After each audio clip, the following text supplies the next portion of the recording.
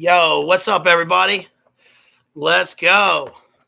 All right, tonight, woo, I got something for y'all. It's going to get spicy in here, you guys. We got a fun one tonight. Oh, man. Okay, so tonight we are covering John Webster, the Duchess of Malfi. And this is crazy. This is a crazy play. First of all, shouts out to Coteasy, Church of the Eternal Logos, and Base Homeschool Mom, Rachel Wilson. That was awesome. So that was a great talk. Love listening to you guys. Happy Mother's Day to all y'all out there, to all you mothers. Appreciate you. And let's go, you guys. We're going to have a fun one tonight. I don't even know where to start with this one. This one is crazy. So, yeah, I was just, looking through the old library and I decided, hey, let's cover this wild Renaissance play. So yeah, so the topic of tonight really is Renaissance horror, and that's not something that most people usually consider, right? They don't usually think about Renaissance horror. They think about Gothic horror, modern horror, but they don't usually consider that. Let me pop the old Red Bull here since we're finally getting started. Oh man, that's refreshing. I love those GMOs, everybody. Most people don't think of Renaissance horror. But John Webster certainly typifies Renaissance horror. And um, so yeah, we're going to get started. John Webster was a contemporary of Shakespeare. He was a little bit younger, and he's documented. He's in a bunch of court documents. He was a real guy, you guys, and he wrote really two plays that are in the canon of British literature. And he's really, he's really a great poet. He's a great playwright, and he's so different he's a lot different from Shakespeare. He has all of the same form as Shakespeare and as all of the, Renaissance and Elizabethan poets and playwrights. But he's different because his language is explicitly violent. And of course, it was the modern poet T.S. Eliot, who said that John Webster, in one of his poems, he said that John Webster always saw the skull beneath the skin.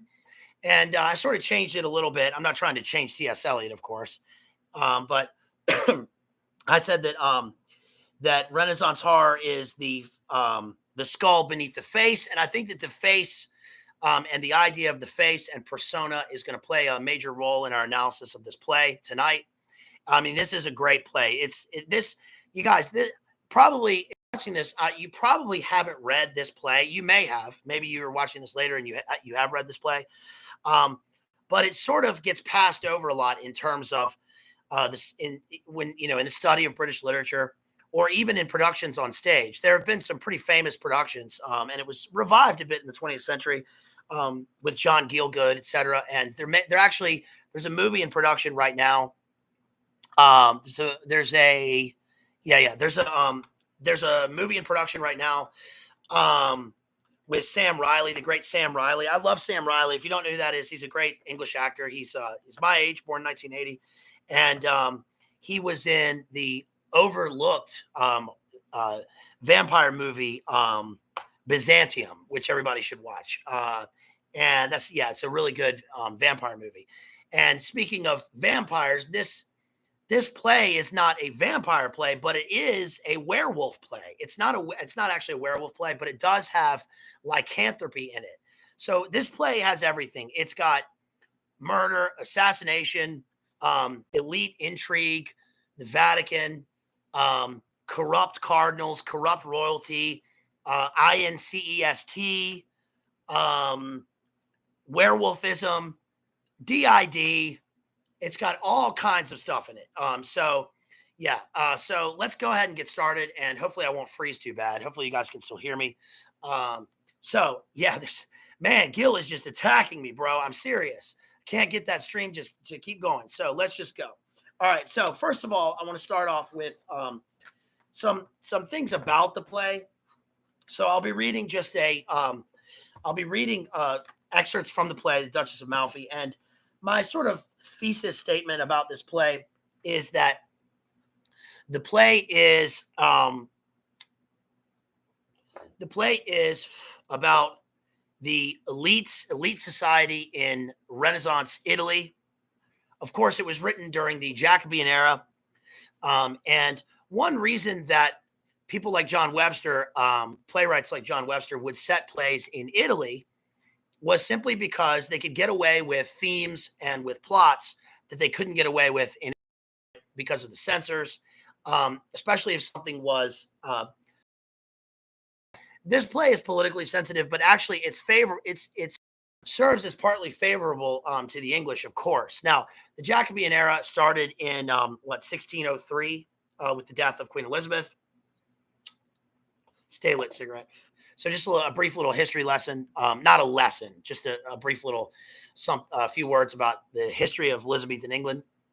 Obviously, Queen Elizabeth was the last of the Tudors. She was the daughter of Henry VIII. Shakespeare's final production was Henry VIII. Most people forget that out of 37 plays, he wrote Henry VIII.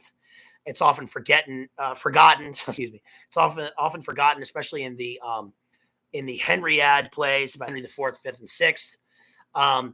And of course, Elizabeth was known as the Virgin Queen, gave her name to Virginia. And the major river that runs through Virginia is the James River, named after King James, of course, because of 1607 when the Godspeed came over to Jamestown, the first permanent colony in America. So the Jacobean era started because King James was the next chosen after Queen Elizabeth in the line. Of course, King James I of England was King James VI of Scotland. We've talked about this before in the Macbeth stream. Go see the Macbeth stream because that was written during the Jacobean era and with King James in mind, of course. And he was an occultist. He was interested in the occult, as the Elizabethans were very interested in the occult, and that went into the charged into the Jacobean era. And John Webster, who he died when he was about 58. And he was a little bit, I think he was 10 years younger than Shakespeare. Of course, Shakespeare was 1564 to 1616. And he's mentioned he was a member of the Middle Temple, which is law.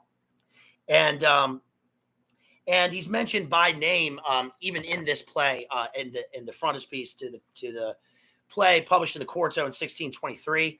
Shakespeare's first folio was 1623. So it says, let's see, a couple of things about him. First of all, there's a letter from John Webster to his patron, who was the Right Honorable George Harding Baron Berkeley of Berkeley Castle, Berkeley in America. There's a Berkeley plantation in Virginia. Berkeley Castle in the Knight of the Order of the Bath to the illustrious Prince Charles, he says. And it's basically a letter of thanks to his patron.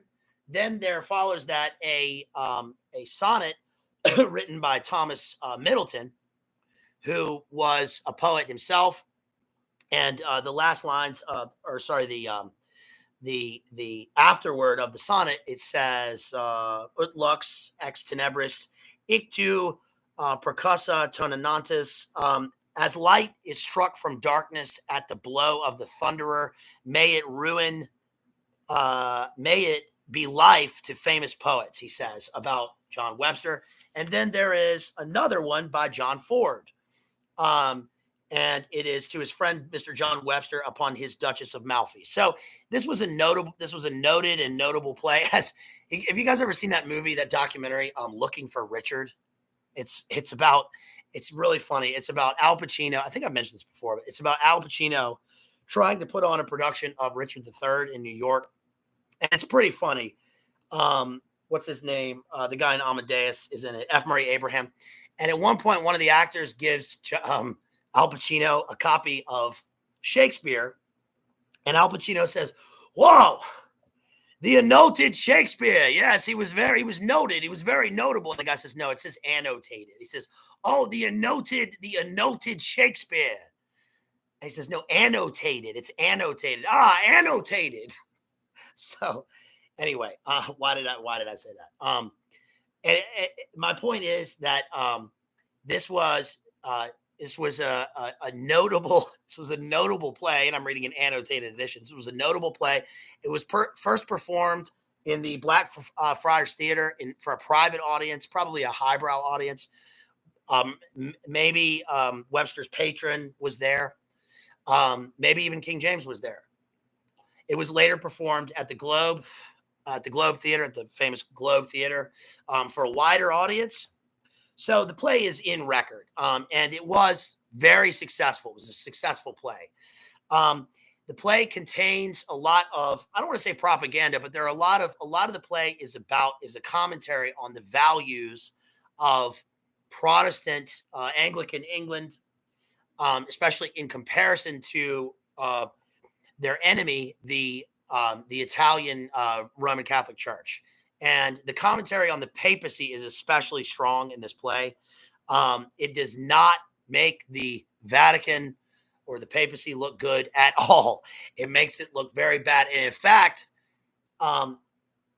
rightfully so, because, we know from Jay Streams, from shouts out to Jay, Jay's analysis and his commentary on the Vatican bank scandal, on all of the Vatican shenanigans, on Malachi Martin, and on the satanic infiltration of the Catholic Church. I mean, this goes back 500 years. And this play is specifically, the characters in this play are pretty explicitly satanic. They don't just dabble in the occult. They are occultists. And the main character in the play, Ferdinand, who is a duke, reminds me a lot of all of the things that we've heard: royal families, nobility, the dukes. There are some shining sort of lights in this play, but they're not all the way virtuous. I mean, the main character is obviously the title character, the Duchess herself, the Duchess of Malfi. And she's seen as a, she is, of course, it's a tragedy, so I'm not spoiling anything. I mean, she dies. Everyone in the play dies pretty much. And this is actually, it differs from Aristotelian tragedy and sort of does away with the Aristotelian notions of unity, right? Unity of time, unity of place, etc. Because it is more of a Senecan Stoic tragedy. And what that means is that it typifies and exemplifies the ideas of the Stoic philosophy and of a Stoic disposition, especially with the Duchess herself. The Duchess dies in a particularly strong and noble way. She resists all of the wiles of her brother Ferdinand, who, by the way, is in love with her in a sexual way, and we'll get to that in a minute. But there's a lot of intrigue in this, and the language is what Yeats called a terrible beauty. It's terrifying, but it's beautiful in its terror. And I can't think of, I'll explain what that means also as we go on. But, aside from the Duchess being like the noble, shining light character of this, there's really an anti-hero that is unlike really anything before. He's not like Macbeth, where he's pure, he's pure villain. He has like some redeeming qualities and traits. And one of the tricks of the play is that we get into the villain. One of the villains, he's a professional hitman. He's an assassin named Basola. And as the play goes on, start to sympathize with him because of what he says about life and character. And he tries to redeem himself at the end of the play, which is in sort of a revenge. It's almost an Anglo-Saxon idea of revenge, because he avenges the death of the Duchess, but the trick is that he is the one who kills the Duchess. So that also locks in the fact that he's going to die. So basically, in a tragedy, whenever you're reading a tragedy, especially an Elizabethan or Jacobean or Renaissance tragedy, one of the tricks, one of the things is that that the character, especially if he's a title character, is going to die the minute that he violates the sort of rules of life within the play. So, for instance, in Hamlet, that Hamlet is doomed to die the minute that he kills Polonius. Remember, dead for a ducat. Polonius is hiding behind a curtain, and Hamlet is talking to his mother. That's when he gives the speech, ecstasy. My pulse is yours that temperately keep time and makes for as healthful music. It is not madness that I have uttered. Bring me to the test, and I, the matter, will reword that which madness would gamble from. Mother, for love of grace, lay not that flattering unction to your soul, that not your trespass, but my madness speaks. It will but skin and film the ulcerous place, whilst rank corruption, mining all within, infects unseen. Confess yourself to heaven. Repent what's past. Avoid what is to come, and do not spread the compost on the weeds to make them ranker. Then she says, oh, Hamlet, thou hast cleft my heart in twain. So the moment that he does that, when he discovers Polonius is spying on him, he kills him. And then you know that because he's killed Ophelia's dad, he's doomed to die. He's going to die himself. Well, the same thing happens in this play, but much more explicitly. All of the violence happens on stage, which is crazy.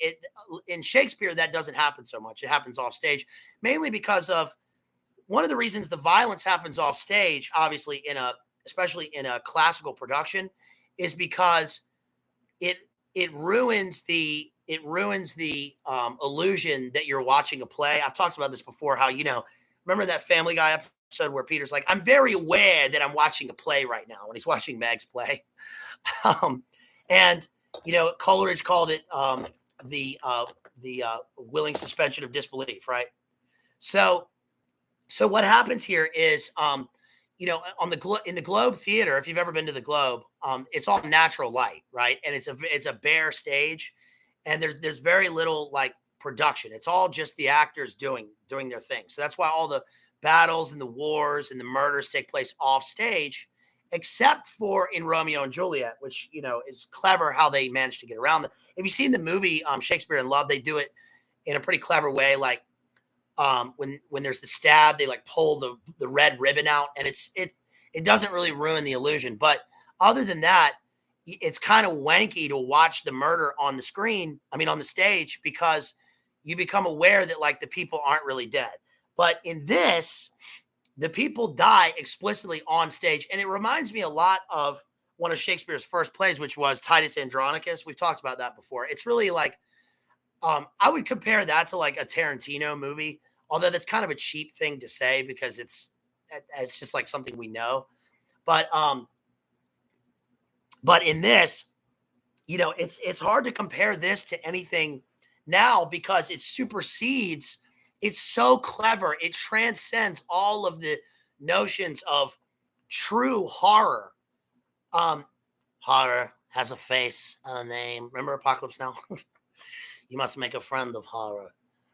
Horror and moral terror are your friends. If they are not their enemies, they are truly enemies to be feared.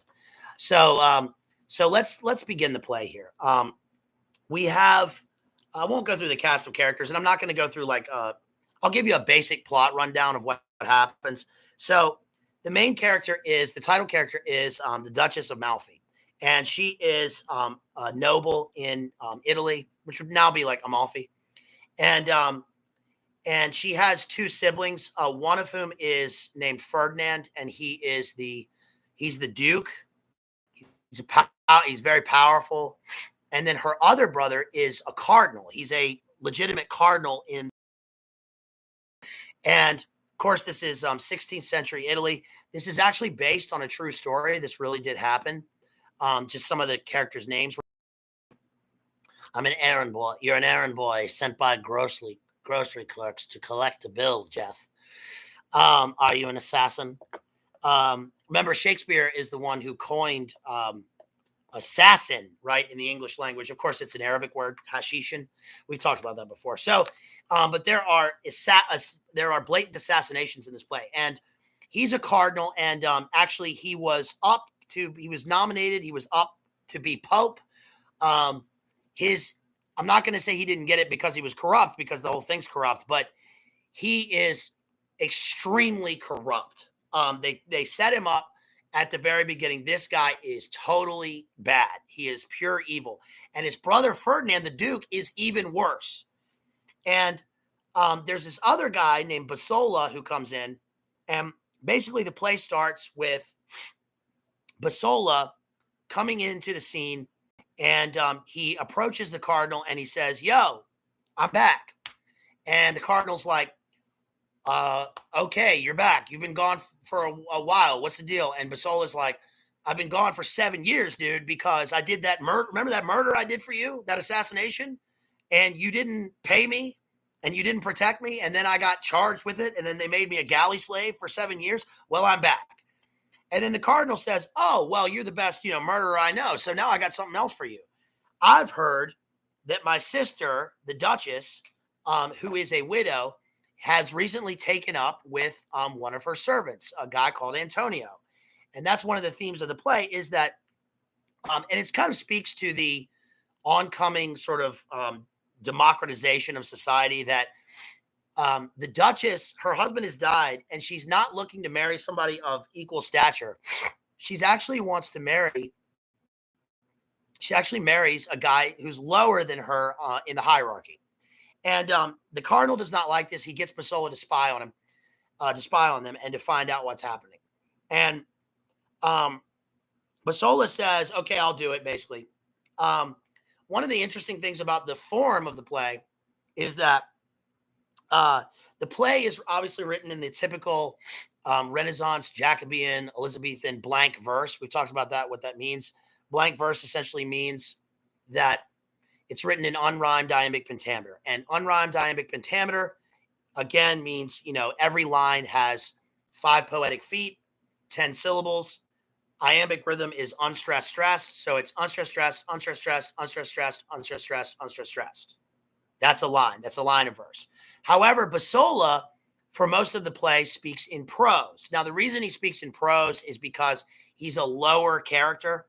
So his lower stature is signified by his prose, by his non-adherence to the form of blank verse. And anyway, so Basola says, "Yeah, I'll do it. I'm a professional assassin. I'm a professional soldier. You hire me for this. I'll do my duty." And that sets up one of the themes of the play. And a couple of people are going to talk about. I'm just going to read a couple of excerpts from the very beginning of the play to let you know like what we're in for here. Let's see. It says, "Enter Basola." And Antonio sees Basola and says, "Here comes Basola, the only court gall." Gall is in gallbladder. Remember Lady Macbeth, "Take my milk for gall," right? She says, "Yet I observe his railing is not for simple love of piety. Indeed, he rails at those things which he wants, would be as lecherous, covetous, or proud, bloody, or envious as any man, if he had means to be so." And then here comes the cardinal. In other words, this guy he's willing to do anything to raise his stature in life. Basola keeps being promised that if he does the duty of the elites, if he is an agent for them, that they will make him one of them. But as we know from real life, from truth, in terms of the pyramidal structure, right? We have a cap of the pyramid. Then we've got an elite class, right? With royalty, nobility, the papacy, all this stuff. Then we've got a lower class, like a managerial class. Then we've got sort of an agent class. And he is never going to rise. They're just gaslighting him. But he's willing to do his duty, and he finds a sort of a nobility in purpose, right? Let's see. Basola says, "I fell into the galleys in your service, where for 2 years together I wore 2 towels instead of a shirt, with a knot on the shoulder after the fashion of a Roman mantle. Slighted thus, I will thrive some way. Blackbirds fatten best in hard weather. Why not I in these dog days?" And then he says, let's see. Basola says, "Are you gone?" to the cardinal. "Some fellows, they say, are possessed with the devil, but this great fellow were able to possess the greatest devil and make him worse." Antonio says, "He hath denied thee some suit," about the cardinal. And Basola, speaking about the cardinal here, says, "He and his brother are like plum trees that grow crooked over standing pools. They are rich and overladen with fruit, but none but crows, pies, and caterpillars feed on them." One of the themes in the play is the idea of the tree. There's continuous verbiage of like to plant, to grow. And And the idea here, like with the standing pool, is Blakean, right? It's the don't remember in Proverbs from Hell, William Blake. He says, "Don't drink from standing water; it contains poison." So what he's saying here is that like the cardinal and his brother, the noble, are like they're like these magnificent trees. We think of we think of trees. We've just heard a couple of streams. We just heard JD talking in the pagan the stream on paganism, and the other one on the Northmen, right, about the idea of the Yggdrasil, the world tree, right, in pagan in pagan theology, I guess. We've done plenty of talking about the Sephiroth, the tree of life, right? So these two guys are like trees, and they continue to grow, but everything that they shade is poisonous. And then he goes on to say, there are rewards for hawks and dogs when they have done a service, but for a soldier that hazards his limbs in a battle, nothing but a kind of geometry is his last. Delio, this other guy, says geometry. And I was asking the same question when I read this play. First time I read this play was 2001. I read it when I was in university. I read it again when I was in drama school. And then I read it again when I was in a production of Webster's other major play, which is The White Devil. I was in a production of that in England. And then I read it again. Today. And again, I asked this question when I was reading it, geometry. Why geometry, right? It's just like Pythagorean symbolism. And Delio says geometry. He questions him. And Basola says, to hang in a fair pair of slings, take his ladder swing in the world upon an honorable pair of crutches from hospital to hospital. He says, and yet do not you scorn us for places in the court as at that man's foot, and so lower and lower. Well, that's a description of the structure, of the power structure, right? And especially of the court, of the royal court, and of the goings on there, the intrigue. Delio says, I knew this fellow 7 years in the galleys for a notorious murder, and 'twas thought the cardinal suborned it. He was released by the French general Gaston de Foix when he recovered Naples. So in other words, he's a political prisoner. He's an assassin. He was hired by the cardinal to commit a murder. And then he is released because he's a galley slave, and he's released when a French general lays siege to Naples, right, and releases him. So he comes back to court. So this is 500 years ago, right? So anybody who now in the world now questions the fact that there are assassinations, political prisoners, people who are ordered by the higher ups to commit assassinations and murder, right? Oh no, there's no such thing as a conspiracy theory. I mean, it's a conspiracy, right? It's all theory, they say, right? Oh, as soon as Kristen, did you just come in and now I'm freezing up? Oh man, no, I'm just kidding. Antonio says, let's see. 'Tis great pity. He's talking about Basola. 'Tis great pity. He should be thus neglected. I've heard he's very valiant. This foul melancholy will poison all his goodness. For I'll tell you, if too immoderate sleep be truly said to be an inward rust unto the soul, it then doth follow want of action, breeds all black malcontents and their close rearing, like moths in cloths, do hurt for want of wearing. In other words, they're talking about Basola's character here and how he could be a good guy, but he's melancholy. And by melancholy, they're talking about in terms, they're not talking about like that he's a sad guy. They're saying, Kristen, they're saying that humors. Remember the Renaissance idea of the humors, right? Too much spleen. Remember Baudelaire later in the Symbolist era wrote about the his book is called Paris Spleen, right? It's too much spleen or too much melancholy, right? But what they mean is like in an esoteric fashion, he has too much melancholy because of his neglected state in life. But really, we know that the interpretation of this would be that it's because he is an agents of the devil, and that is explicitly made so in the play. I mean, the characters say that in the play. They say it over and over. So again, my thesis about this play is that this is a really an expose / criticism of the continental European Renaissance intrigues of the elite, the Vatican, and there's an explicit satanic element that guides them and that leads them to corrupt their society. And he goes on. Let's go on to say, let's see. The geometry is mentioned again. This is like, and I thought of this as like the idea of this is a Masonic idea. Now this is the Renaissance or Jacobean era, so it's sort of pre-Masonic, right? But it is sort of in the mid. It is certainly living in the time of John Dee, Rosicrucianism, and everything inherited from the Knights Templar. There's certainly an era of secret societies that goes on. And intelligence, the word that is mentioned the most in this play is the word intelligence or intelligencer, sort of an archaic form. And spycraft and espionage are one of the major plot lines of this play.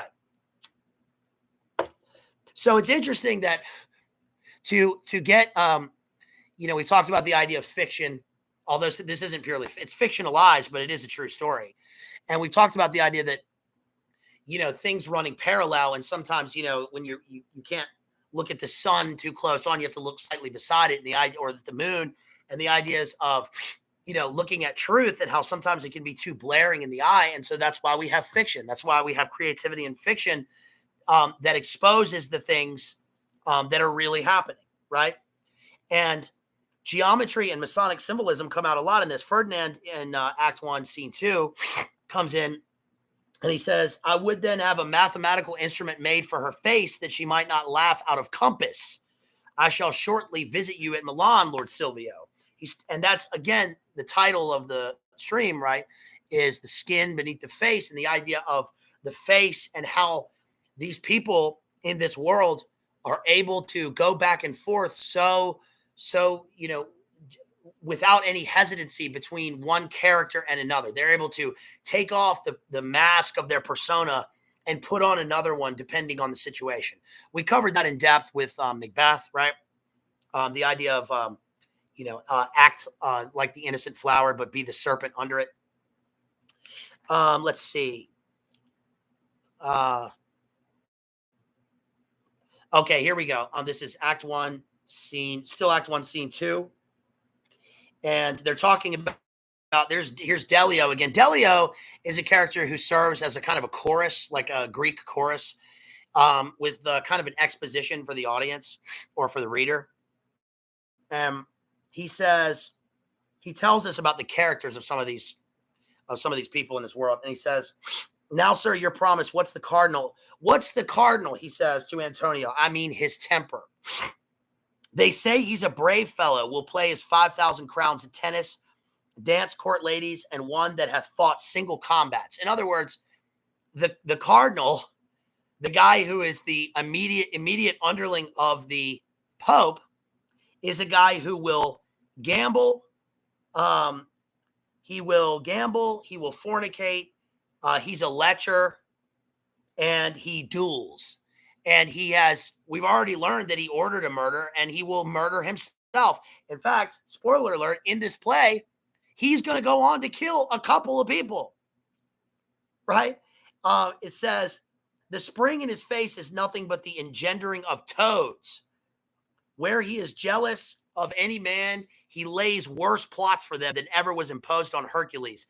For he strows in his way flatterers, panders, intelligencers, atheists, and 1,000 such political monsters. He should have been Pope, but instead of coming to it by the primitive decency of the church, he did bestow bribes so largely and so impudently, as if he would have carried it away without heaven's knowledge. Some good he hath done. Delio says, you have given too much of him. And what's his brother? In other words, now tell me about, we heard all that stuff about the cardinal. Now let's hear about his brother, Ferdinand. Oh boy, wait till you hear this. He says, the Duke there, a most perverse and turbulent nature. What appears in him mirth is merely outside. If he laugh heartily, it is to laugh all honesty out of fashion. Delio says, twins? Antonio says, in quality. He speaks with others' tongues and hears men's suits with others' ears. Will seem to sleep at the bench only to entrap offenders in their answers. Dooms men to death by information, rewards by hearsay. Delio says, then the law to him is like a foul black cobweb to a spider. It makes it his dwelling and a prison to entangle those shall feed him. Antonio says again about Ferdinand the Duke, most true. He never pays debts unless they be shrewd turns, and those he will confess that he doth owe last. For his brother there, the cardinal, they that do flatter him most say oracles hang at his lips, and verily I believe in them, for the devil speaks in them. But for their sister, the right noble duchess, you never fixed your eye on three fair metals cast in one figure of so different temper. In other words, they say, Ferdinand and the cardinal has this quality of like being an oracle. He's almost like a psychic, right? And that partly is because of his intelligence. He's got a wide network of intelligence. He reminds me of what's his name, Francis Walsingham during the Elizabethan era, right? But he was not a churchman. He was a purely political guy. Or of Cardinal Richelieu, right? Somebody like Cardinal Richelieu. In fact, a lot of these guys in this play remind me of Gilles de Rais, right? The spider prince of France, who was a serial killer. And what we just learned is that the Duke and the Cardinal are twins. And we're actually going to learn another thing in the play later on that is like a bum bum bum moment, because there are three siblings, right? And we learned again that part of it is the intelligence that he knows, but also the esoteric element is that this guy is high up in the Vatican. And he seems to know everything that goes on. In fact, he speaks in kind of oracles. But what this guy says is, it's the oracle is from the devil. And we actually just kind of covered that, right, when we were talking in the last stream about Oedipus Rex. There are a lot of parallels. See, this is intertextuality, right? This is like the informing of one work to another. And this is how, like, one thing, a lot of this play, I thought of T.S. Eliot. T.S. Eliot quotes John Webster in The Wasteland quite a bit. He wrote a poem with John Webster as the first quatrain. And we get a lot of Macbeth. We get a lot of Shakespeare. There are clearly Byronic images in this. We've done streams on all those things. And what we get here is the idea that the oracle is not, some... In Oedipus Rex, we discussed how it's like Apollo speaking through the mountain, but it's actually, it's a demon. Apollo's a demon, right? And here we see that what brings things to light and what also keeps these characters in darkness, in the shade of the tree that we've just seen in the imagery in Act 1, Scene 1, is the fact that he gets his intelligence by his agency of the devil. He's satanic. This guy worships Satan, right? And they subvert the natural order of things in every possible way in this play. He says, but in that look there speaketh so divine a countenance as cuts off all lascivious and vain hope. Her days are practiced in such noble virtue. So we learned that the Duchess herself is the virtuous one, and she's so different from her brothers, which also kind of mirrors Titus Andronicus, because we get the mother with the two sort of Gemini evil twins in that play. The Cardinal then, Cardinal and Basola then enter, and Cardinal says, be sure you entertain that Basola for your intelligence. I would not be seen it, and therefore many times I've slighted him when he did court out furtherance as this morning. So he's saying to Ferdinand, look, Basola is my agent, but make sure that I have plausible deniability. I don't want to have anything to do with this guy on the surface, because I've already slighted him and I plan to do so again. Later on, Basola comes in and he says, doth he study physiognomy? There's no more credit to be given to the face than to a sick man's urine, which some call the physician's whore, because she cozens him. He did suspect me wrongfully. And remember that was in Macbeth. He said, "There's no more credence." No, it was who was it? It was Banquo that said it, right? Talking about, oh, you can't judge a man by his face, but the people saying this are the slimy, spy, wicked ones, right? Anyway, Basola meets with Ferdinand, and he says, "Whose throat must I cut?" And Ferdinand tells him, "Your inclination to shed blood rides post before my occasion to use you. I give you that to live in the court here, and observe the Duchess to note all the particulars of your behavior. What suitors do solicit her for marriage, and whom she best affects? She's a young widow. I would not have her marry again." Basola says, "No, why not? She's your sister. Who cares?" Ferdinand says, "Do not you ask the reason, but be satisfied. I say I would not." Basola says, "It seems you would create me one of your familiars." Right? This is like hereditary. Ferdinand says, "Familiar? What's that?" Basola says, "Why, a very quaint, invisible devil in flesh, an intelligencer." Well, there you go. That right there vindicates my thesis for this, right? That intelligence isn't just the literal intelligence that they get through like an espionage network. It's also the intelligence of the occult, right? They have devils whispering in their ears. He says, "Oh, you're going to make me one of your familiars," which indicates that he already has familiars, right? Now, Ferdinand says, "Such a kind of thriving thing I would wish thee, and ere long thou mayest arrive at a higher place by it." You can ascend, bro. You can ascend if you become one of these devils, and also if you serve me. Basola says, "Take your devils, which hell calls angels. These cursed gifts would make you a corrupter, me an impudent traitor, and should I take these, they'll take me to hell." Ferdinand says, "Sir, I'll take nothing from you that I have given. There is a place that I procured for you this morning, the provisorship of the horse. Have you heard on it?" So in other words, he gives him a raise, right? He makes him the master of the horse, which is a sort of an eminent position in the court. And then Basola says, "I would have you curse yourself now that your bounty, which makes men truly noble, e'er should make me a villain. Oh, that to avoid ingratitude for the good deed you have done me, I must do all the ill man can invent. Thus the devil candies all sins over, and what heaven terms vile, that names he complimental." Ferdinand says, "Be yourself, keep your old garb of melancholy. 'Twill express you envy those that stand above your reach, yet strive not to come near them. This will gain access to private where yourself may, like a politic dormouse." In other words, keep on the old face that you wore, because they won't know that you're coming for them in your ascension into power, even though he has no intention of keeping that.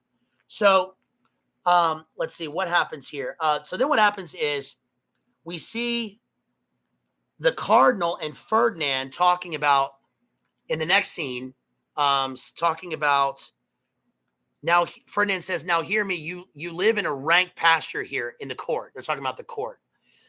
"There is a kind of honeydew that's deadly. 'Twill poison your fame. Look to it, be not cunning, for they whose faces do belie their hearts are witches. Ere they arrive at 20 years, and give the devil suck." And the Duchess says, "That is terrible good counsel." Ferdinand says, hypocrisy is woven of a fine small thread, subtler than Vulcan's engine. Yet believe it, your darkest actions, nay, your privatest thoughts will come to light. In other words, Ferdinand ordered Basola to spy on the Duchess, as we said, because she is in love with rank. Now, the literal or the surface reason for having that my sister says that her old husband is covered in a leaden tomb, right? And it's also like there's this idea that like he doesn't want her to marry beneath her because it will ruin their bloodline.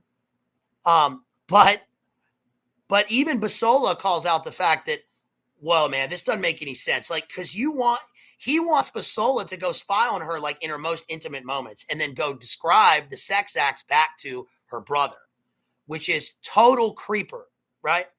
And even Basola is like, yo, man, this guy is incestuous. This is I mean, he's obsessed with his sister. In lines 247, Act 1, Scene 2, the cardinal says, "Fare you well, wisdom begins at the end. Remember it," to his sister. Well, that's inversion right there. Wisdom doesn't begin at the end, right? Initium sapientiae timor domini. The fear of the Lord is the beginning of wisdom. This is the cardinal who's inverting the natural order of things, right? And let's see. Moving on from there, they say, "Don't marry this guy." She says, "Look, basically, I'm going to do it anyway." So then the next couple scenes are like the Duchess goes off and she is talking to Antonio. Antonio is also the treasurer, and there's some weird sort of Licio Gelli, what's the guy's name in the Vatican bank scandal? I mentioned the last one, Licio Gelli, and what's the name of the dude that they hanged over the Thames, right, in the Masonic ritual murder, as part of P2. Well, anyway, Antonio is the treasurer, and there's some mention in this that he hasn't been forthright. He's done some shady things with the treasury, and with the Vatican, right? In other words, he's used the treasury to fund Roberto Calvi. Thank you, Crispy. He's used the treasury to fund some of the Vatican's wars, the papacy's like minor wars that occur sort of on the periphery of this play. And he himself is a little corrupt. But anyway, she goes off and she talks to Antonio, and Antonio is one of the major characters, but he's kind of a minor character, if that makes any sense. And what happens is she's talking to him and she's like, "Yo, I'm a widow, and I still got my good looks and I can still bear children, and I love you." And Antonio's like, "Okay." And an interesting thing that happens in this play is that John Webster has the noble woman propose to the man who's lower in the hierarchy, right? And she's a widow. And then he says, "Okay." So they decide to get married. Now they marry in secret because they can't marry in public because of her brother, the cardinal, and because of Ferdinand. But one of the interesting plot devices is that when she's talking to him, she says, I sign your quietus est," which is like, I sign, 88 says on the dotted line. Yes, I sign on the dotted line, right, to marry you and for this bill. But that ends up being his death warrant, because when Ferdinand finds it, it's proof that they're married. And when he does that, he gets the cardinal to excommunicate his sister. And then the Vatican, later on in the play, this is like Act 3 of the play, actually. The Vatican confiscates all of her lands and gives them to Ferdinand, her brother. And then Ferdinand will persecute her and will do some awful things that we'll cover later in the play. Let's see. Oh, there was something interesting. This is a long scene. I'm still in Act 1. And remember that all the Elizabethan, Jacobean, Renaissance plays are 5 acts. They're not necessarily written in 5 acts. It just means that they're written, and later on in the quartos or the folios, or later on academics and scholars will divide the plays into 5 acts. But this one contains sort of a pre-climax in Act 3 and then the denouement in Act 5. And in Act 1, Scene 2, the Duchess says to Antonio, "Fie, what's all this? One of your eyes is bloodshot." Which she notices his one bloodshot eye, right? His left eye. And that reminds me of, like, remember the whole thing about like the black eye conspiracy, right? Of the Pope and W. And what's the name of that Nevada senator? all the people showing up with black eyes, right? The Duchess says, later on, she uses the language of terror to describe love, which is interesting. And then, okay, so in Acts, later on in the scene, the Duchess says, "Be not amazed, this woman's of my counsel. I've heard lawyers say a contract in a chamber, per verba de presenti, is absolute marriage. Bless heaven, this sacred Gordian, which let violence never untwine." Now, what Webster does here, and again, like we always do, we have to distinguish between the speaker, especially in a play where you have multiple voices, multiple speakers, and the playwright himself, right?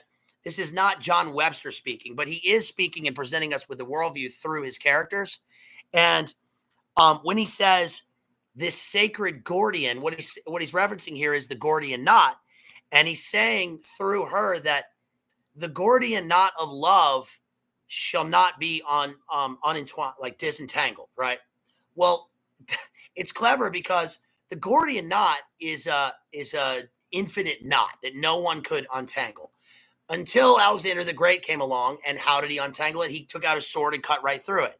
So we, through dramatic irony, are to know the foreshadowing is their love is going to be cut in half. It's going to be severed, and it's going to be violent. Let's see.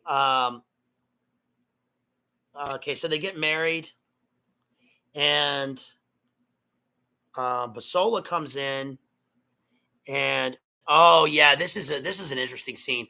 So what Basola does here is he sort of mimics what Hamlet does to Ophelia, right? In Hamlet, and this is a commentary on the idea of the face, a woman's face, and the application of makeup. And it's the deeper metaphysical significance here is, especially to the play, is like the act of hiding one's face behind the mask of a persona. So Basola comes in and he's talking to this old lady, and he says, he says, cause it's pretty funny. It's harsh, but it's funny. He says to the old lady, you come from painting now. And she says, from what? And he says, why, from your scurvy face physic. To behold thee not painted inclines somewhat near a miracle. These in thy face here were deep ruts and foul sloughs, the last progress. There was a lady in France that, having had the smallpox, flayed the skin off her face to make it more level. And whereas before she looked like a nutmeg grater, after she resembled an abortive hedgehog. She says, do you call this a painting? He says, no, but you call it careening of an old morphewed lady to make her disembogue her. There's rough cast phrase to your plastic. Interesting use of the word plastic in the early 1600s. She says, it seems you are well acquainted with my closet, like her toilet, where she puts on her makeup, right? He says, one would suspect it for a shop of witchcraft, to find in it the fat of serpents, spawn of snakes, and their young children's ordure, and all these for the face. I would sooner eat a dead pigeon taken from the soles of the feet of one sick of the plague than kiss one of you fasting. Here are two of you, whose sin of your youth is the very patrimony of the physician, makes him renew his footcloth with the spring, and change his high-prized courtesan with the fall of the leaf. I do wonder how you do not loathe yourselves. Observe my meditation now. What thing is in this outward form of man to be beloved?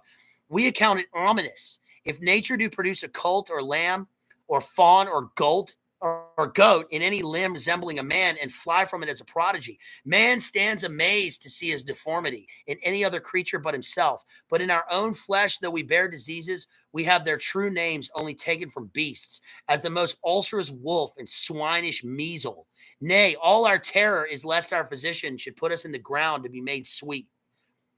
I have other works on foot. I observe our Duchess is sick a days. She pukes, her stomach seethes. She wears a loose-bodied gown. So what he does here is he goes in and he insults this nursemaid, right? And he says, you're so ugly. You're so ugly even with your makeup on, right? And I remember this lady in France who told me about, like, she shaved the skin off of her face and because she had smallpox, and she just looked like this hideous demon. And that's what you look like now, he says. And then he berates her basically into telling him whether the Duchess is pregnant. The whole purpose is to shame her into telling him whether she is pregnant or not, because he needs to find out if the Duchess is pregnant so that he can go back and report to Ferdinand and the Cardinal, right? Because if she's pregnant, it means that she's doing exactly what Ferdinand and the Cardinal told her not to do. And then let's see. Basola doesn't get his information, but then he finally does by being honest. This is one of the few times he's honest. And it's interesting that the villain in the play, the assassin, achieves his goals by actually being honest. So what Webster is saying here is that all of the subversion, all of the witchcraft and the degeneracy in this play is unnecessary when all you have to do is just be honest with somebody and talk to them and they'll tell you the truth, right? Of course, then he gets the truth and he subverts it and it ends up in death. But he says, Antonio says, you would look up to heaven, but I think the devil that rules in the air stands in your light. And Basola says, oh, sir, you are Lord of the Ascendant.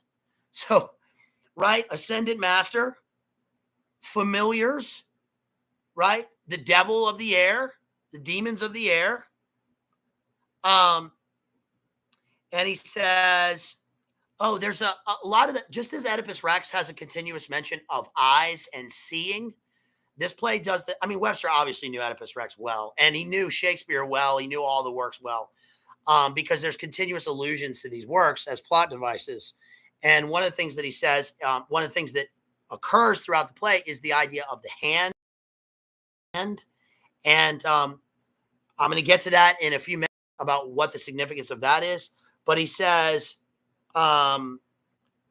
makes them spoil a province and batter down goodly cities with the cannon. He's talking about the elites are rotten here. And my interpretation was that Sola is saying, I know all too well that the elites claim to be, the people at the top claim to be representative of all the goodness of people, but their state is so rotten and so perverse that they are the sanctified experts who are experts at nothing. Then he does a few tricks to try to get the Duchess to admit she's pregnant. He gives her apricots and she ends up like throwing up, and then he knows that she's pregnant, and then she admits it. Then the baby is born. When her baby is born with Antonio, Antonio immediately goes and has the baby's horoscope cast. And then Basola starts talking about stratagems. Let's see. Basola again mentions the devil in Act 2. Let's see. Act 2, Scene 3.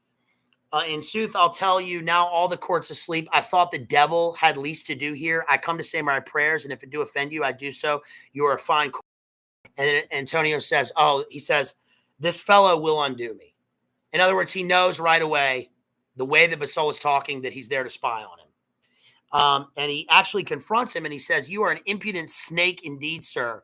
Are you scarce warm and do show your sting? Basola says, no, man, you don't know me. I'm a good guy. I'm a good guy. Antonio says, my nose bleeds. One that were superstitious would count this ominous. The great are like the base. Nay, they are the same when they seek shameful ways to avoid shame.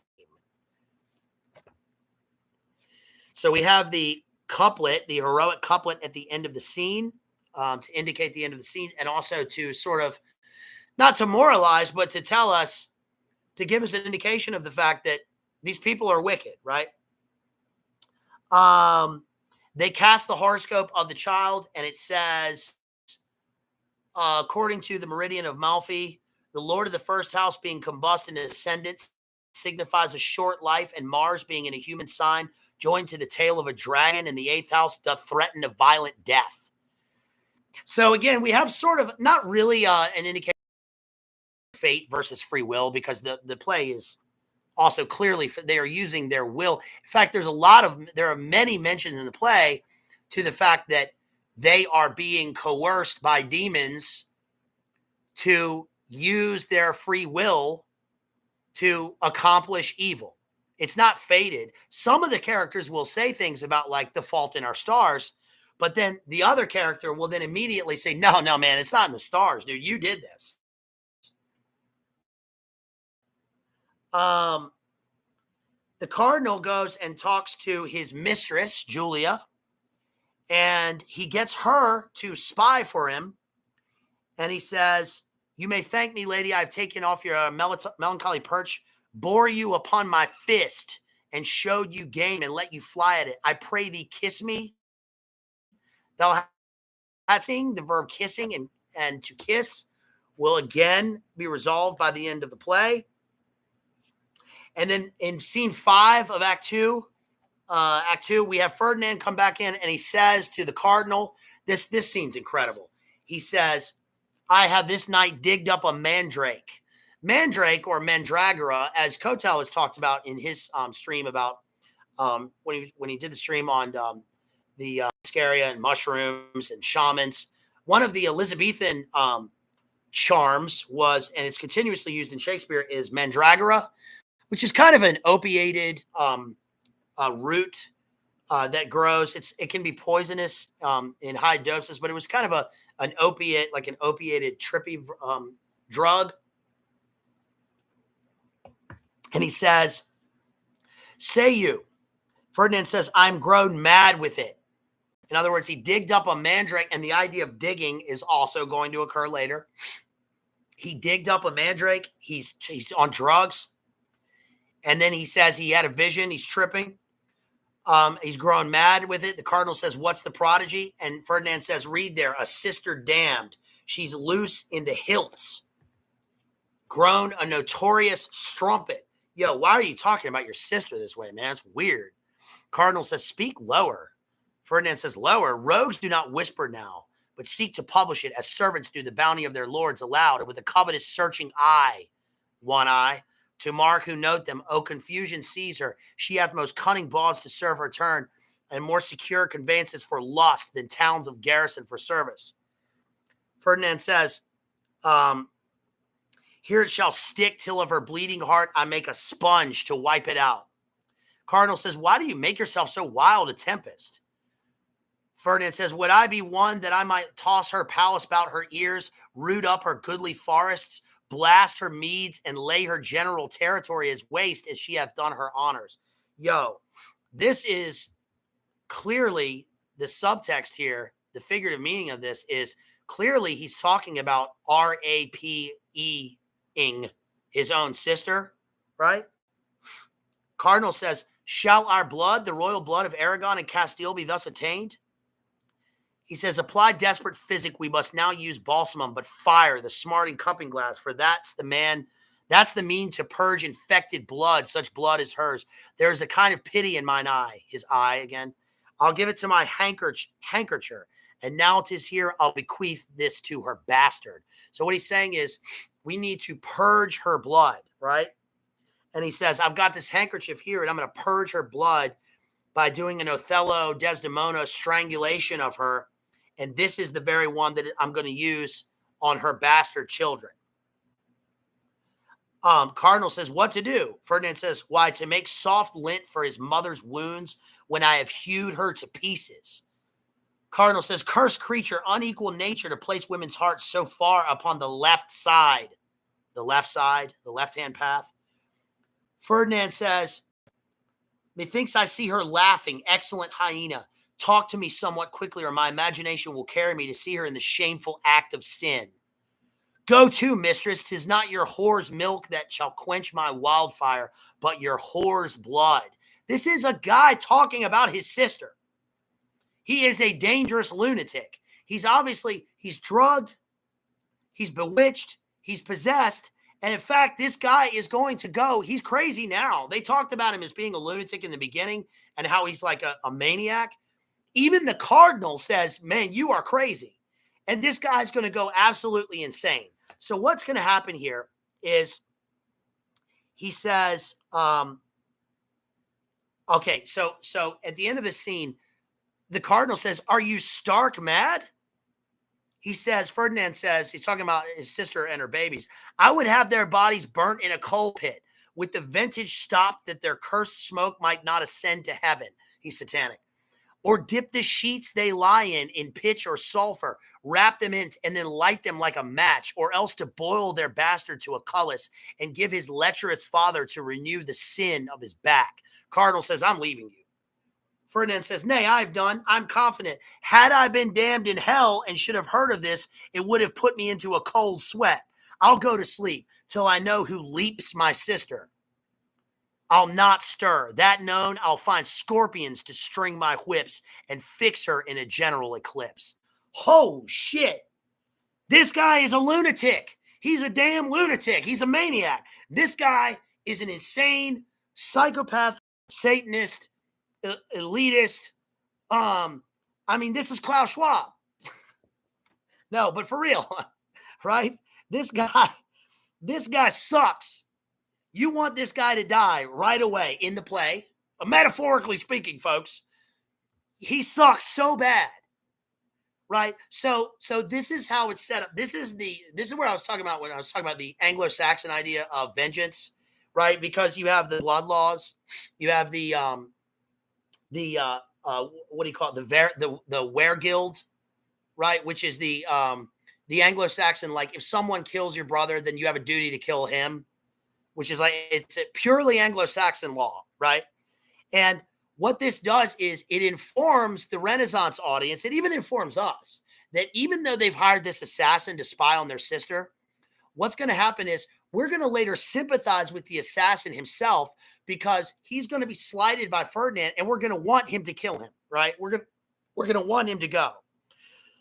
So, and then the next scene he says, Antonio says, they do observe, I grow to infinite purchase, the left hand way.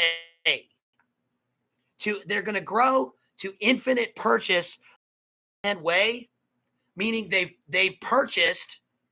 sold their souls by taking the left-hand path. Right, talking about Ferdinand and the cardinal. There is blatant sorcery in the next scene. Basola, yet if I could find spectacles to read them, I do suspect there has been some sorcery used upon the Duchess. Sorcery, Ferdinand says, to what purpose? Right? So they used this. It's so crazy. So, okay, so I'll just tell you what happens in the play from this point. Basola goes and he goes back and he tells them, yes, she's cheating. And then the cardinal and Ferdinand say, all right, Basola, well, now you got to go back and kill her. So he goes back and he tells the Duchess, hey, come with me. We're going off. We're going to go to your brother's palaces. And the Duchess is like, hell no, I'm not going. I know that you're going to kill me. And he says, no. And he lies to her. And then she says, all right, well, I got no choice. So she goes with him and he locks her up in the palace. But in the palace, right, this is the Dutroux affair. It's pure Dutroux castle. Ferdinand comes, her brother comes, and he visits her, but he visits under the cover of darkness at night. And he's violating an oath that he took. I don't have time to reference that, to find the reference right now, but he made an oath that he wouldn't see her again until she was dead. But he comes under the cover of darkness to, number one, violate his own oath, like he cares about an oath. His oath is to Satan. And he goes and he visits her in the dark, and she can't really see him, but she knows it's her brother. And he says, hey, look, man, everything's going to be all right. Look, shake my hand. And then when she reaches out to shake his hand, they cut. He's holding a hand, a dead man's hand. And she says, what the fuck is this? Why are you so twisted and evil? What is this? And he laughs about it. And he says, basically, I gaslighted her. Excuse my cussing. He gaslighted his own sister into making a deal by shaking a dead man's hand. We saw the dead man's hand, by the way, in Polanski's Macbeth. Remember, that's the first scene in Polanski's Macbeth. They bury the dead man's hand with a noose, a dagger, and then they do a charm of blood over it. This is purely occult. This is like Masonic occult. This is pure evil. And then he gaslights her into telling her that it's her husband's hand, that he's killed her husband, Antonio. But he hasn't actually done it. He just wants to see her reaction. So then when he's in prison, then he gets Basola to go to the nut house and to release a bunch of lunatics. And they come and he surrounds her prison cell with like crazy people. And all the crazy people there's like a defrocked priest. There's like a twisted lawyer. And they do this like dance macabre around her prison cell to try and drive her insane. They're doing a pure Phoenix program, like mind splitting Louis Jolly and West MK Ultra thing to try and split her mind and program her. But she resists because she's so virtuous, and she says, you can do anything you want. I'm still here and I'm still the Duchess. And so then Basola goes back and he's like, look, man, this lady, she's not too bad. Okay. But then Ferdinand says, you got to fulfill your deal. So then Basola comes in and she's like, why are you here? And he's like, I'm here to kill you. And she's like, how are you going to kill me? And he's like, I'm going to strangle you to death. That's the method of your execution. And he grants her like a last like will, basically, which is that he will kill her on her knees. And she says she's praying when she dies. She wants to be strangled on her knees because she says, like, the arches of heaven are lower than the arches in the royal palace where all these corrupt people are walking around, because you have to be on your knees to get into heaven. You're praying, right? And these people will never get there. They're going to fall into hell. So he actually does that, and he kills her on her knees. And then she says, when I'm dead, like, take me to my children or whatever. But then after that, he kills her. And then he says, go and strangle the children. So then they order the executions. They go and kill her 3 kids. And then he's talking. And then Basola is like giving a report, and he's telling Ferdinand and the cardinal about it. And then bam, she wakes up. She's not dead. She wakes up and she says like, what's going on? And then Basola is like, I killed your kids. And then she's like, okay, well, at least then I'll get to see him in heaven because now I'm dying. So then she dies. And then Basola's like, oh, man, this is fucked up. I can't believe I did all this. And it's weird because we don't have any sympathy for Basola. He's pure evil. But then what he does is he goes back to the cardinal and he says, yo, I killed your sister. And Ferdinand. And then Ferdinand, so what Ferdinand does is Ferdinand goes, okay, let me see the bodies. And he looks at his sister. And then he says, oh, man, there's a famous line. He says, hold on, I got to find the line. He says, cover her face, mine eyes dazzle, she died young, which is a famous line. Agatha Christie later used it. A bunch of people have used it. T.S. Eliot quoted it. And cover her face, mine eyes dazzle, she died young. So he is confronted with the purity of his sister and the purity of her death, which opposes his pure evil. His eyes dazzle because he's illuminated by this. But it's also like they're dazzling, like he's now like apotheosis. He's like gone through this apotheosis as this Lucifer character. And then he goes like reverse crazy. And he tells Basola, all right, man, get out of here. And Basola's like, no, you got to pay me. You told me to do this, and I'm an assassin, and I hated doing it, but you said you'd pay me. And Ferdinand says, all right, I'll pay you. I'll pay you by not condemning you to death. And he says, what are you talking about? Bitch, you're the one who told me to kill him. And he says, you can't prove that. And I'm going to pay you by not having you arrested. And Basola's like, oh, I'm going to get this motherfucker, right? So then Ferdinand disappears, and then Ferdinand loses his fucking mind, y'all. He loses his, like, he already was a dangerous lunatic. He loses his mind. The next time we hear about Ferdinand, the cardinal says, yo, where's my brother? And this guy reports, oh, man, your brother, he's gone full DID. Okay, I was walking through the castle the other day, and right by the churchyard, I saw your brother Ferdinand in the graveyard digging up a grave. He had a guy's damn foot on his back and a leg over his shoulder. And they go, what are you talking about? And the guy says about it. He snarled at me like a wolf and he said, I'm a werewolf. Get away from me. So he's gone totally insane. This guy is like, he's now degenerated into total beast. He's a beast. He is the beast, right? And he did that because this guy's filled with with Satan. He's pure Gilles de Rais. This guy is pure evil. So then what happens is that's like Act 3. It's like Act 3 of 5. You got this written in the 1600s, right? So then what happens is, I know who said this is a bedtime story? This is not a bedtime story, but actually it's not a bedtime story, but it's very, it is weird how like the, it does resemble, I mean, right. Is Little Red Riding Hood a bedtime story? Right.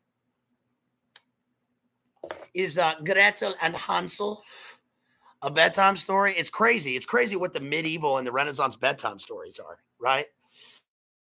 Oh yeah. This man is dressed like a wolf, and then he's gonna dress up like your grandmother, and then he's gonna eat you. Yeah.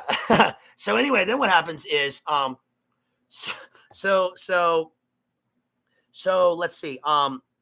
So then the cardinal, oh yeah, okay. So then the cardinal tells his mistress, this pervert, he tells his mistress Julia, yo, go and spy on Antonio and Basola.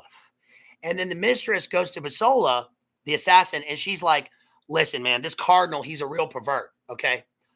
And he wants me to spy on you, but I'm telling you, he's spying for me. So then Basola says, okay, go back to him and then get some more information about what's going to happen. So when he goes back to get more information, the cardinal says, hey, how you doing, baby? And Julia says, oh, here to find out about that thing. And the cardinal says, oh, yeah. Remember that how the cardinal's been saying the verb to kiss the whole play? So he says, oh, yeah, kiss my ring, right? And she's like, sure, your eminence. And then he makes her swear, and she kisses a Bible. And this pervert has poisoned the Bible. So when she kisses the Bible, she dies. And he says, ha, sucker, right? He says, he worships Satan, and he poisoned the Bible because he hates her and he hates human beings. And now she's going to die, and it was because of him. And then she dies. And that reminds me of The Name of the Rose. Actually, Jay brought up The Name of the Rose. Connection unstable. Hold on. We're trying to reconnect.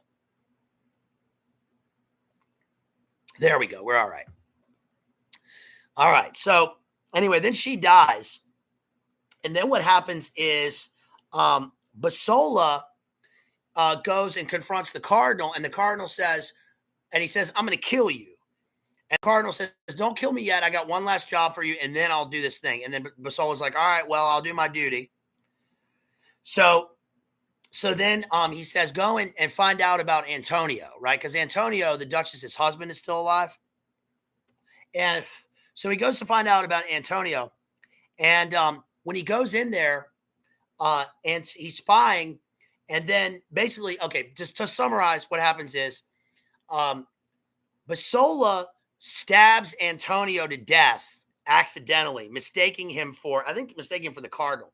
And then the cardinal comes in, and then Ferdinand comes in, and they all confront one another. Oh, and then some other lady got killed too. She got stabbed because she just happened to walk in the room.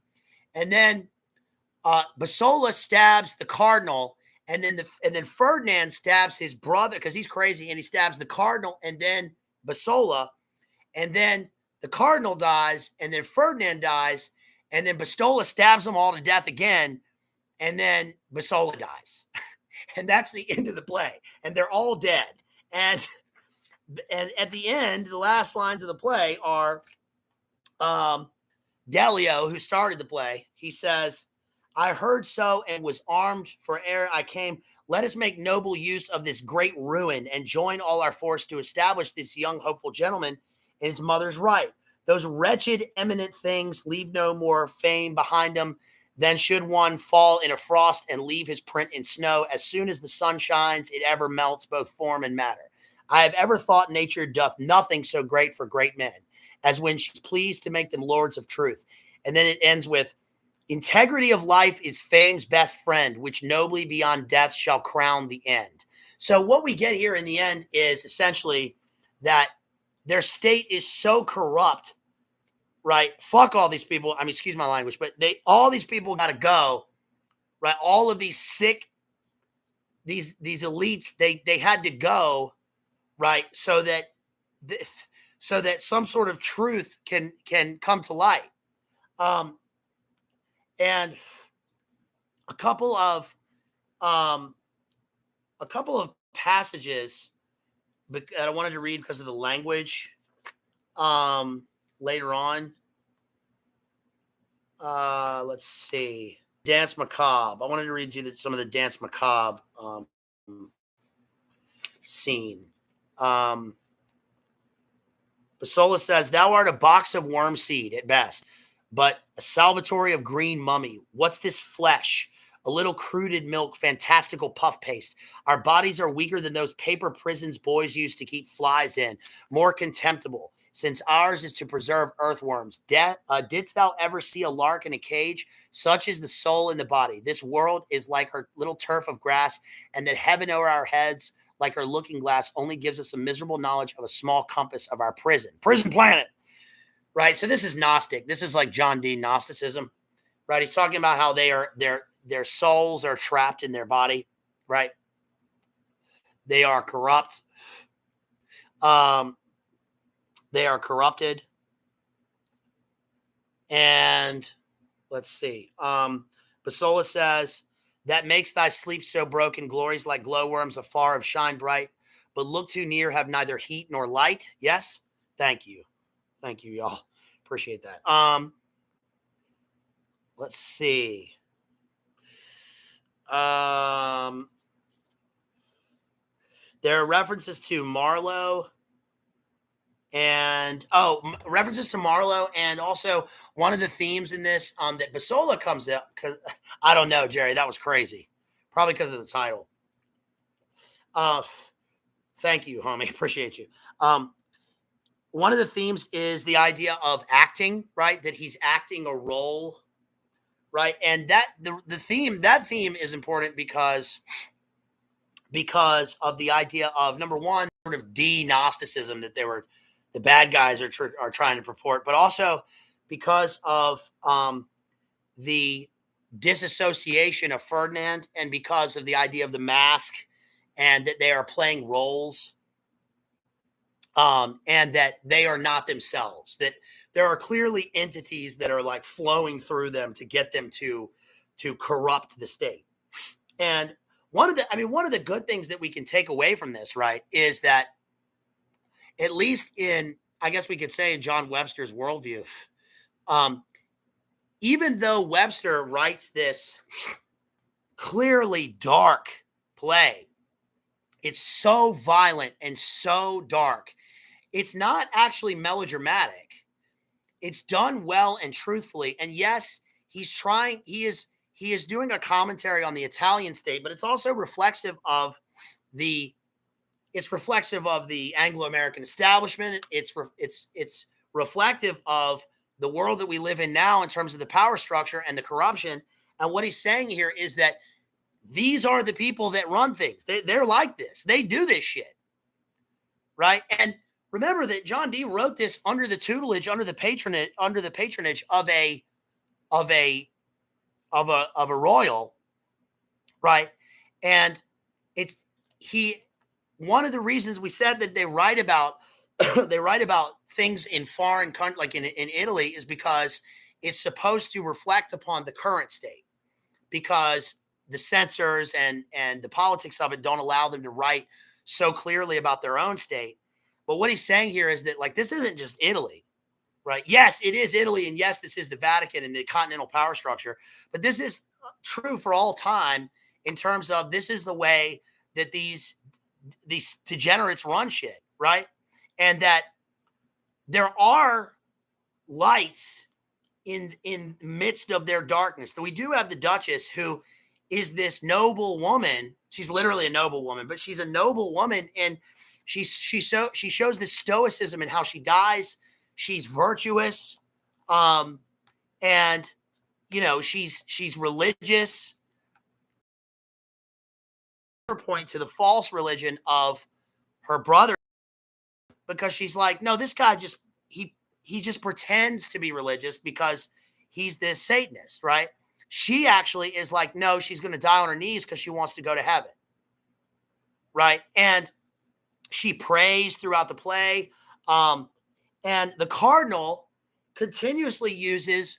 I mean, at one point, he uses a shrine. He uses a holy shrine to subvert his own sister. And then, one of the big reveals in the play that I mentioned earlier that I haven't gotten to yet is that the Duchess is a twin, Ferdinand. But we saw that Ferdinand is a twin of the cardinal, so they're actually triplets.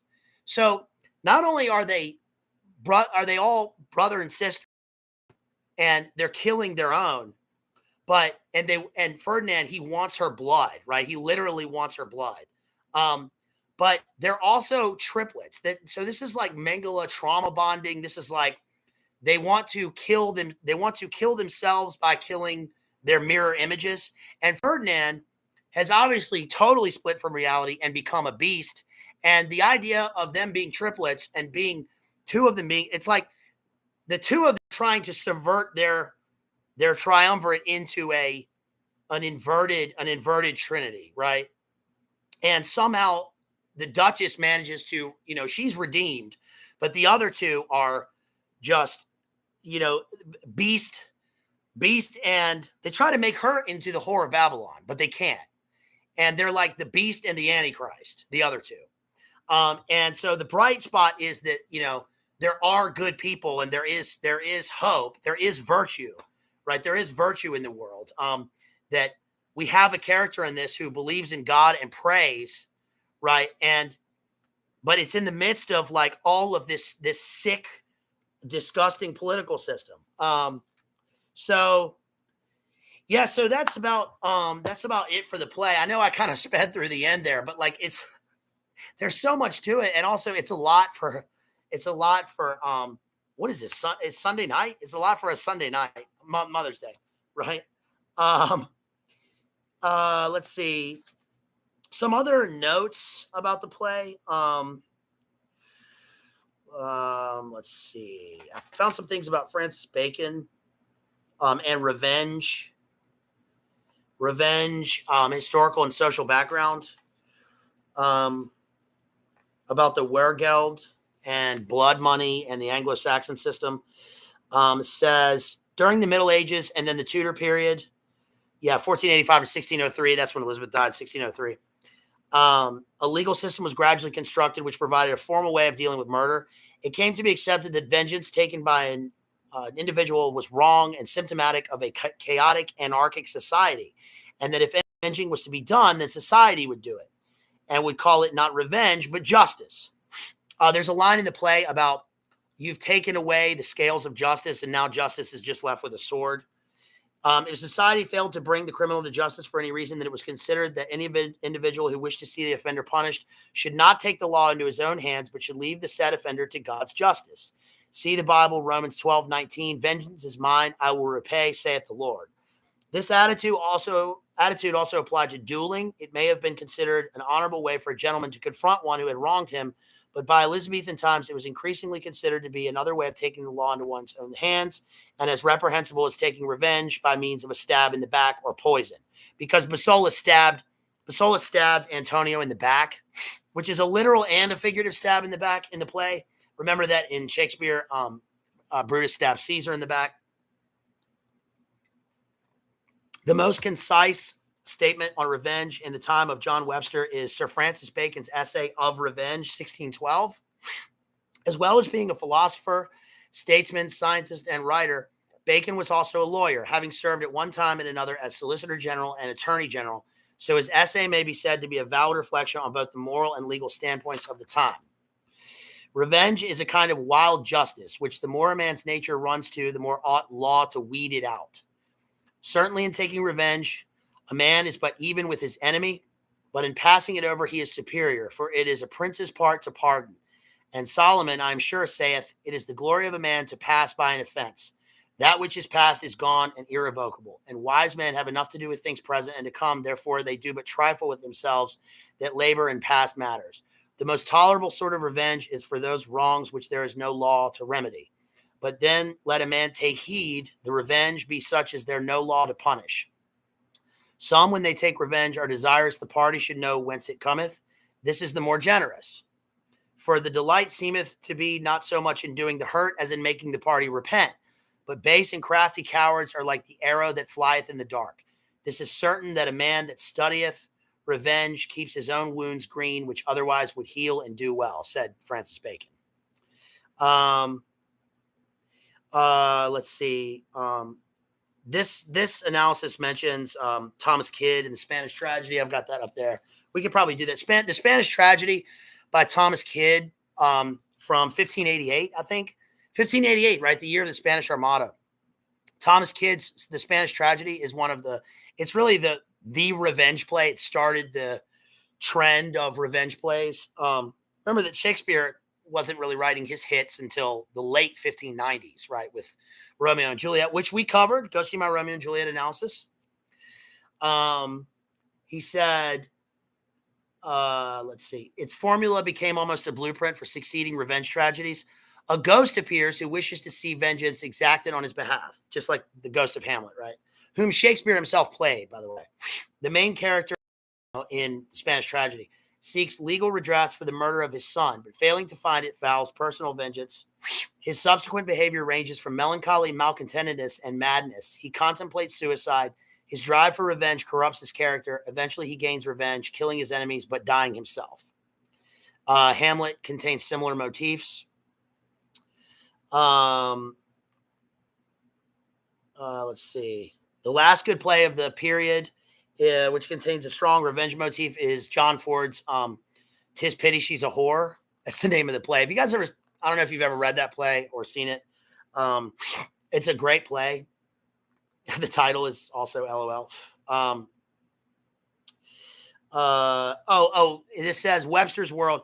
It is not one to Webster's World is not one to which the 20th century spectator or reader can easily relate, with its dark prison-like rigidity and strict social hierarchy on the one hand, and its anarchic amorality and sudden ruthless barbarity on the other. I wrote LOL. It's exactly the world now. It's the same. But we see that. That's what we just saw in the play. Most people can't see that, of course. Right? They would read this and they would go, oh, what's the deal with this? Right? Why are all these people mad? Why are they killing each other? Duh. This is what happens in the world right now in terms of geopolitics and espionage and the elite, right? Webster's audience most likely reacted with pity and wept. The violence of Webster's criminals does not mean that they are totally insensitive villains. This can be seen from the reactions of both Ferdinand in The Duchess of Malfi and Flaminio in The White Devil when they have viewed the results of their actions. Let's see.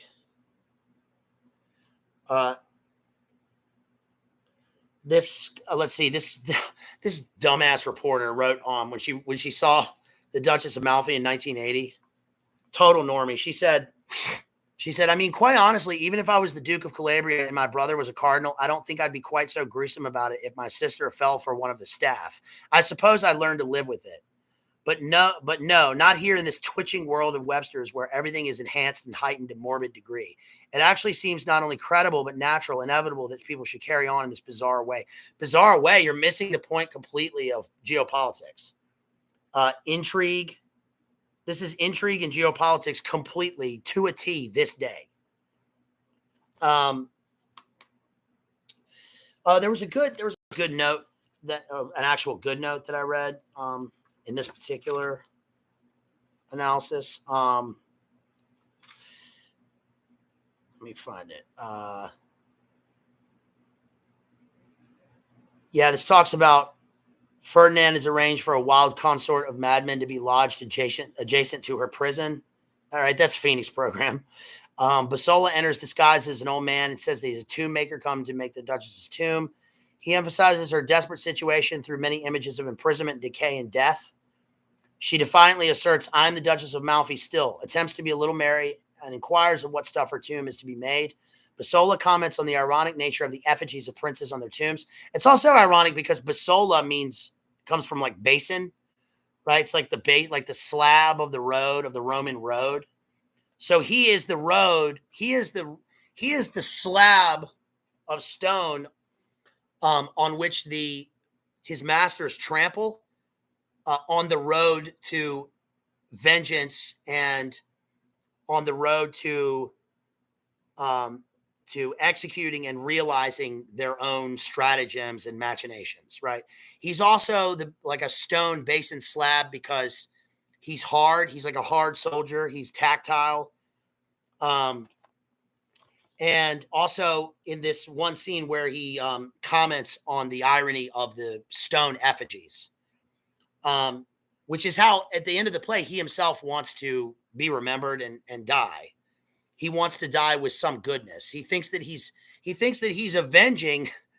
He thinks that he's avenging the people that he himself murdered. So there's no hope for him, but he also realizes that at the end of the play, right? Yeah, and if you're watching this right now, thank you guys for being here. Appreciate you. And again, shout out to Coteasy, Church of the Eternal Logos, and Based Homeschool Mom, Rachel Wilson, who had an awesome talk right before this. Big shouts out to our homeboy Tristan at Primal Edge Health, who had me on this week. And we talked about Dostoevsky and Notes from the Underground. That was awesome. We talked about the Underground Man. Really great conversation, and I can't thank him enough for having me on. That was great. It was so much fun. And hopefully we'll be doing Dostoevsky's Demons, which he talked about in the stream. We'll be doing that sometime, in the near future. Shouts out to, of course, our homie over there, Jay Dyer at Jay's Analysis, who had the awesome 90K stream. Should be at 2 million, but is at 90K, right? That was great. And I'll be watching him later on tonight, right? With is it with Tripoli and Bravo? That'll be cool. I got a lot out of that Dostoevsky talk. I mean, the book is so. I read Dostoevsky before. I'm sure all you guys know Dostoevsky. But I got a lot out of that talk. Tristan had so many, high IQ points, and I think we got a lot out of that analysis. And I look forward to Demons, the book Demons. I can't find my copy of the Brothers Karamazov. All of the fiction that I have, you guys, is so annoying. I'm going to share this a little bit with you. It's so annoying. I've talked about how, I mainly read, history, and it doesn't seem like I do because we talk mainly about, Renaissance and British literature and American literature and poetry, but I mainly read history and, history, geopolitics, poetry, and I rarely read, prose fiction. I read plenty of it. It's not what I like to read, but so many of my books are missing because of when I've moved a couple times, and I've got like boxes of books that are missing. I can't find Don DeLeo. I can't find Brothers Karamazov. I can't find all these books. So I don't know. Maybe my dad has them in his library. Let's see. What else? The Dead Man's Hand. The Dead Man's Hand is such a stark and cruel device in this play. I mean, it's really striking. It's hard to get your head around that, but it's obviously, this is an occult charm. And the fact that, Ferdinand, I mean, truly embodies the disassociated, demonic, elite beast character in this. He's just pure spite and evil and sickness. And there are so many explicit mentions of the devil in this, and charms and sorcery, and that it's clear that my thesis, I guess, was vindicated in this. Let's see. Imagery in the Duchess of Malfi. Webster was a painstaking, dramatic poet. He may have lacked the range of Shakespeare's imagery, but he was capable of arresting single images and elaborate combinations of image. The truth is evident of Clifford Leach's assertion. The imagery is predominantly on the side of the play's destructive forces. Often the images of corruption are associated with the court. And by making comments about behavior in Italian places, Webster could satirize court life near home without seeming to make a direct attack. We said that. Also, sickness and plague and pollution play a major role in this, just as they did in Oedipus, right? There's the Dance Macabre and SRA and ritual torture and death in this play. The Duchess's ordeal culminates in an elaborate ritual of death and a dance macabre of mental torture, right? followed by an almost ceremonial strangulation. For the end of all these images of corruption and disease can only be death. And the strangulation is also symbolic because, it's expiration, right? Which is the inversion of inspiration. It's the inversion of the breath of God, right? And it's also ironic, right, that she doesn't really choose strangulation. They choose it for her, but she's okay with it because in her mind, her end is going to be, she was inspired by God. She was breathed into, and now she's going to expire, right, with God, right? She's going to pray while she dies. Ferdinand instructing Basola how to spy effectively suggests that as a cover, Basola keep his old garb of melancholy. Later, when the Duke finds out that Antonio is the father of his sister's children, he sees a powerful double image of a fair exterior corrupted from within. Thinks her fault and beauty blended together show like leprosy, the whiter, the fouler. And so what I would say, most people probably miss this in terms of the imagery of the play and the symbolism. It's obvious from what we know, of course, that Ferdinand and the Cardinal and the Duchess, maybe not the Duchess, but the two of them they're obviously SRA'd, right? They obviously were also they're just carrying on what they were subjected to. And Ferdinand obviously and the Cardinal were obviously part of this elite system of, satanic ritual abuse. And Ferdinand, especially as the oldest, has been subjected to particularly hideous crimes, which then he chooses in his will, right? He has will to carry these things out, and he chooses death, destruction, degradation, and hell. He constantly talks about how the Cardinal and Ferdinand in the play mull over like how things will be when they get to hell. And the Cardinal even talks about how, I'm going to, hopefully I'll be able to bring some of my gambling money to hell so that I can pay off demons to work for me like I did when I was alive, is basically what he says. Stupid. What a dick. Let's see. Oh, there's something that reminded me of True Detective.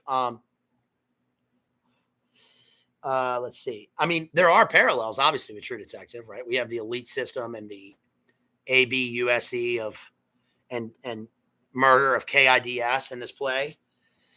And there's a scene where when she turns and sees Ferdinand, the Duchess turns and sees Ferdinand, he offers her a dagger in order to kill herself. It's kind of like, remember that scene in True Detective where Matthew McConaughey, he gives the lady the pistol and he says, I suggest you go ahead and do it.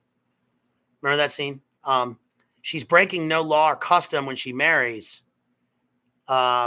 He warns her and her lover, for Ferdinand is sure that he overhears them, to hide the identity of her lover forever, lest it prompt him to such violence. He's obviously a pervert, right? He's incestuous completely. So much so that even Basola, the murderer, is like, this is crazy, dude. Let's see. And the play begins with Antonio coming back from France and saying that Antonio explains that he likes the French court because the judicious king rules well, purging the court of undesirable people and surrounding himself with good advisors. Delio then tells Antonio that it is indeed suspected that Basola has committed a murder on the cardinal's behalf. Antonio recognizes qualities in the neglected Basola, but sees that this foul melancholy will poison all his goodness. There's a passage here that I really liked, and I think it said something about tragedy versus comedy in the Renaissance world. Just got to find this one part. Let's see, psychopathy. It talks about the verse and the prose that melt into one another is to signify an identity crisis. Of course, Ferdinand has an identity crisis. It talks about irony. Here we go. The play is laden with irony, right? And this scholar made a good point. It's the awareness of irony in comedy leads to mirth, and the awareness of irony in tragedy leads to pain. I never heard it put so succinctly before. That's really good. Let's see. Duchess of Malfi is an impressionistic piece where atmosphere is conveyed through the imagery of language, and the uncertainty of place and time gives a universality to tragedy, whether Webster intended this effect or not. So, yeah, universality to tragedy. That's why it appeals to us, right? That's why it appeals to us now, 500 plus years after it was written. I mean, it is actually literally a modern play, right? Elizabethan English is modern English. It's not old. Talked about that before in the old English streams. Remember that? Even though a lot of the language seems archaic, it is not, and it is. There is a lot of archaic language, but Shakespearean and Websterian, Elizabethan Jacobean English is modern English by definition. It is not Old English. Old English is Germanic, right? Middle English is Chaucerian. This is modern English. So that's about all I got for the Duchess of Malfi. Hope you found that, I don't know, fun, right? You found it maybe crazy. Yeah. Kristen says, Appalachian knows all about archaic English. Actually, yeah, that's true, because there is an island off the coast of Virginia in the Chesapeake Bay, Tangier Island, which is known for being, it's basically I would describe it, I guess, prosaically as like a Wicker Man, Lord Summerisle, True Detective island. And but it's known for, they've kind of opened up to tourism now, but it's known for being an insular island, and they still speak an Elizabethan English on the island. They have an archaic English on Tangier Island. And in fact, the island is known for being INBRED because everybody on the island has like one of two last names. And it's also sinking. It every year it sinks more into the Chesapeake Bay. So I have a friend who's been wanting to write a screenplay about that particular island. I don't know what you could do with it, because it's sort of been, I mean, it's basically the Wicker Man. But I do have a personal story about something about that island. I can't say it on the stream, but it's pretty interesting. Dealing with my uncle. Well, I'll just sort of tell you. My great uncle had a boat, and he was sailing around the Chesapeake Bay, and they were near Tangier Island, and some guys from Tangier Island boarded the boat. And I can't say the rest of it, but it's a funny story. But it's also crazy. So I'll have to save that one, but it's pretty insane. But I don't know if I should tell that one on here. Yeah. So you guys, thank you so much for being here. Yes. Shout out to you, Rachel Wilson, Base Homeschool Mom. We've given you a couple shouts out here already, and we loved your stream with Kotel. Obviously, always high IQ stuff, and especially about abortion and the Soviet system and the Soviet Margaret Sanger characters involved, and Stalin's purges. And that was pretty enlightening. So that was great. It was great. We loved it. You guys were awesome as usual. And yeah, if you want to support me, you guys, please see the links that my awesome homies, my mods, have dropped in the chat. And also please see my the links in the channel description and in the video description. Really appreciate you. Hope everybody had an awesome Mother's Day. All the mothers out there. And oh, wait, hold on, we got something here. Let's see. Awesome. Thank you to Derek for that $5 donation. Really appreciate you. Really appreciate you so much, Derek. And oh, sweet. Our homeboy Thomas Henderson, who donates $10 via PayPal. Thank you so much, Thomas Henderson. Always appreciate you, homie. You're a true king, and really appreciate you. And thank you for supporting me, of course, as always. And you guys, I hope this is, hope you've had a wonderful Mother's Day. If you are a mom, if you're a based mom out there, and everybody's got a mother, right? Except for Macduff, right, who was from his mother's womb, untimely ripped. And oh, look at this, Rachel Wilson. She said, for being based and awesome. Well, Rachel, you are based and awesome, and I really appreciate you. She donates $5 via Venmo, so thank you so much. Really appreciate you, Rachel Wilson. So much to everybody, and listen, I hope everybody has a, even though it's freezing cold here in the outlands of the outlands of the acid rain district. I'll try to finish the story without being too spicy. So somebody that I know, let's change it a little bit. Somebody that I know was on a boat years ago, and this basically they were near an island that speaks Elizabethan English, and their boat was boarded by a few guys from this certain place who got on and refused to leave the boat and drank all the liquor on the boat. And then, I